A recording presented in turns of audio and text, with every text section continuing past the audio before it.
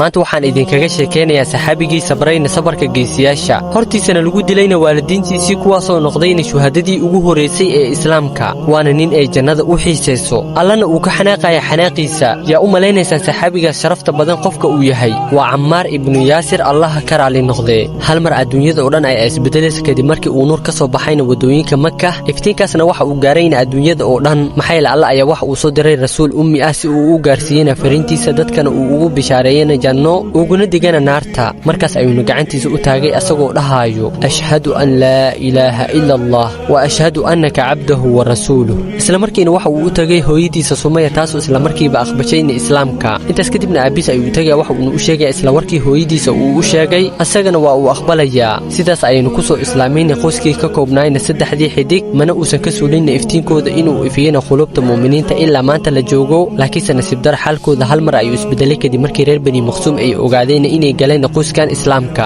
xanaaq iyo ciil ayaana naftooda ugu abuurmatay waxayna ku dhaarteen inay ka laaban doonaan diintan ama in la marsii doonaan nuucyada cadaabka ee ugu adag Cammaar iyo labadiisa waalidna waxa la geeyay barxadda Makka ayagoo waliba u galiyeen duruuc bir ka samaysan waxa ay nasiixiyeen kulaalka qorraxda biyaha ayna ka gooyeen intaas xataa maysan u ekeyn waxa ay bilaabeen inay garaacaan ilaa dhuntoodii ay ka qalashay maqaarkoodiina uu ka gogo'ay dhiigoodan uu ku daadanayeen dhulka habeenkii markii la gaarana waa ay ka leexan jireen waaba ayagoo u naxariisanayo subaxdiina barxad ay ku soo celi jireen maalin ayagoo cadaabayaan waxa soo ag maraya rasuulka sallallahu alayhi wasallam mana uusan awoodi karin inuu xureeyo ama uu gato ama uu difaaco laakiinse waxa uu ku dhahayay samirka badiya reer Yaasirow alla waxa uu idin balan qaaday janno nafsadihii la cadaabay waa ay dageen indhihii ooyayeen ooyintii waa ay joojiyeen wajiyadiina waa ay dhowl cadeeyeen waqtiga waa uu soconay ilaa markii dambana cadaabka uu ku sii adkaadayna Cammaar iyo waalidiintiisa hooyadii Sumayya ayadoo la cadaabay ayaa mar waxa soo ag maray Abu Jahal si xun ayuuna u caayay hadalka midkiisa ugu xun ayuuna maqashiyay ayada inkastoo ayadan ay iska indheetirtay oo aysan daneynin hadalkiisa hal mar Abu Jahal waxa uu soo qabsanaya waran waxa uu ka gelinaya caloosh ilaa markii dambe ay ka baxdayna dhabarkeeda saasna waxa ay ku noqotayna sayidina Sumayya qofkii ugu horeeyay ee islaamka shahiiday taas ayaana ugu filan ciise iyo sharaf sidoo kalena Cammaar aabiisa waxa uu dhintayna ayagoo cadaabayaan waxa uu ka diiday inuu diinta ka baxo uuna dhahana waxa ay rabaan ruuxdii daahirsaneedna waxa ay ka baxday asagoo uu